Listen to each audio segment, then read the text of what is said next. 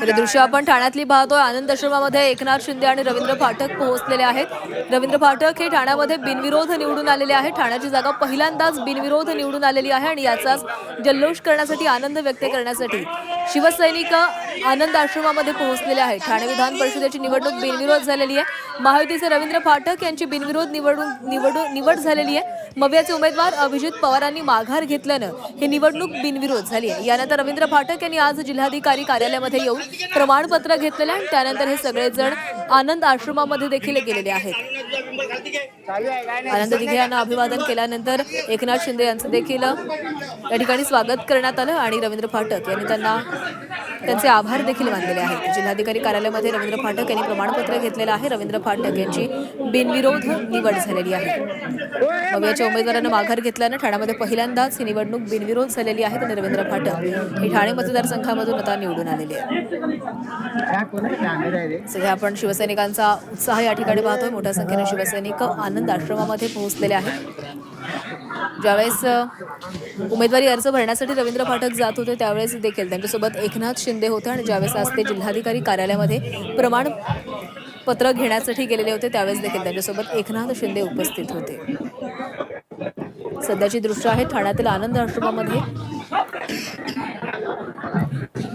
आणि या संदर्भामध्ये बोलणार आहोत। आमचे प्रतिनिधी शुभम कोळी आपल्यासोबत आहेत। शुभम, आज रवींद्र फाटक यांनी जिल्हाधिकारी कार्यालयामध्ये जाऊन आपलं प्रमाणपत्र घेतलेलं आहे त्यांची बिनविरोध निवड झाल्यानंतर आणि आता सगळेजण आनंद आश्रमामध्ये एकवटलेले आहेत।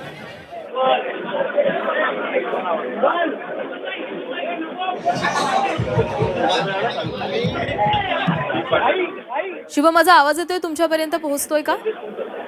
निश्चितच। शुभम, ठाण्यामध्ये आता आनंद आश्रमामधली दृश्य आपण पाहतो। रवींद्र फाटक यांनी काही वेळापूर्वी जिल्हाधिकारी कार्यालयामध्ये जाऊन प्रमाणपत्र घेतलंय आणि आता या ठिकाणी आपण एकनाथ शिंदे, प्रताप सरनाईक पाहतोय। काल आमदार रवींद्र फाटक ठाणे विधान परिषद आहे आणि मोठा जल्लोष आहे तो साजरा करण्यामध्ये येत आहे। परंतु एकनाथ शिंदे असतील, आमदार रवींद्र फाटक असतील, सर्व परिवहन मंत्री प्रताप सरनाईक असतील, सर्व शिवसेनेचे कार्यकर्ते असतील, पदाधिकारी या ठिकाणी आता एकवटलेले आहेत आणि करण्यात येत आहे। जे काही दिवसांपूर्वी भाजपने या जागेवरती मागणी केली होती महायुतीचा हा विजय झालेला आहे। परंतु ह्या विजयामध्ये कुठेतरी अजून देखील आपण काही कार्यकर्ते आहेत ते कुठेतरी या ठिकाणी दिसून येत नाही। त्यामुळे अजूनही या विजयावरती जो आहे तो उपस्थित केला जातो। आमदार रवींद्र फाटक यांना गुलाल जो आहे तो लावतो असं ना, भाजप अजूनही या जल्लोषामध्ये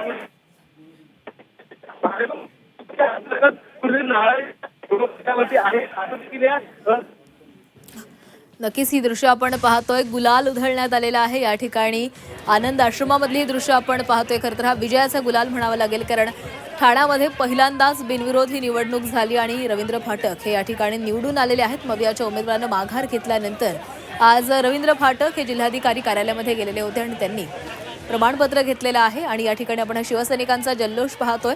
शिवसैनिक मोठ्या संख्येने आहेत। उपमुख्यमंत्री एकनाथ शिंदे, प्रताप सरनाईक, ठाण्याच्या महापौर पिंपळकर देखील या ठिकाणी आपल्याला उपस्थित दिसत आहेत आणि या सगळ्यांकडून हा विजयाचा गुलाल उधळला जातोय।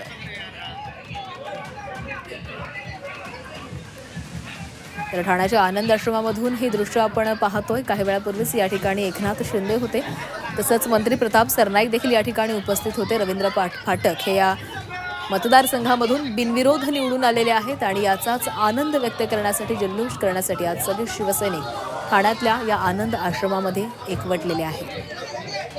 शिवसेनेमधला कोणताही आनंद असो, जल्लोष असो, तो आनंद आश्रमामध्ये येऊनच खरं तर पूर्ण होतो असं म्हटलं जातं आणि या ठिकाणी आज सगळेजण एकवटलेले आहेत। रवींद्र फाटक हे बिनविरोध निवडून आलेले आहेत ठाण्यातल्या या मतदारसंघामधून। मवियाच्या उमेदवारांना माघार घेतल्यानंतर ही निवडणूक पहिल्यांदाच बिनविरोध झालेली आहे। रवींद्र फाटक यांच्या विजयानंतर हा विजयी गुलाल या ठिकाणी उधळला गेलेला आहे। अनेक शिवसैनिकांकडून त्यांना शुभेच्छा दिल्या जात आहेत। रवींद्र फाटक हे जिल्हाधिकारी कार्यालयामध्ये गेलेले होते, आज त्यांना प्रमाणपत्र मिळालेलं आहे आणि त्यानंतर आता आनंद आश्रमामध्ये हा जल्लोष केला जातो।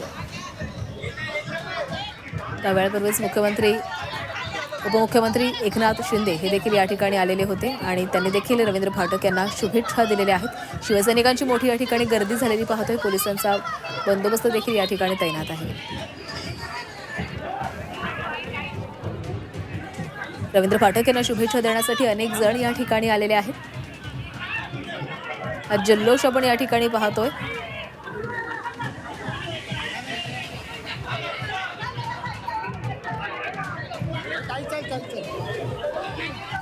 रवींद्र फाटक हे बिनविरोध निवडून आलेले आहेत. विधान परिषदेच्या जागेवर त्यांची बिनविरोध निवड झालेली आहे. काही वेळापूर्वीच हा जल्लोष साजरा करण्यासाठी या ठिकाणी राज्याचे उपमुख्यमंत्री एकनाथ शिंदे आणि मंत्री प्रताप सरनाईक देखील आलेले होते. त्यांच्याकडून देखील रवींद्र फाटक यांचं अभिनंदन करण्यात आलेलं आहे. त्यांना शुभेच्छा देण्यात आलेल्या आहेत. त्यानंतर विजयी गुलालाची उधळणही करण्यात आली.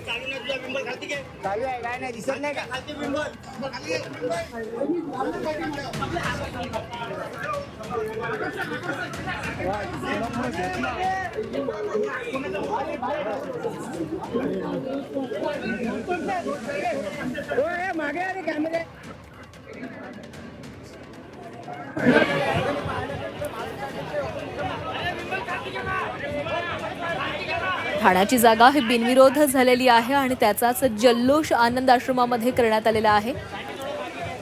रवींद्र फाटक यांनी एकनाथ शिंदे यांना देखील हा विजयाचा गुलाल लावलेला आहे आणि एकनाथ शिंदे यांनी देखील त्यांचं अभिनंदन केलेलं आहे.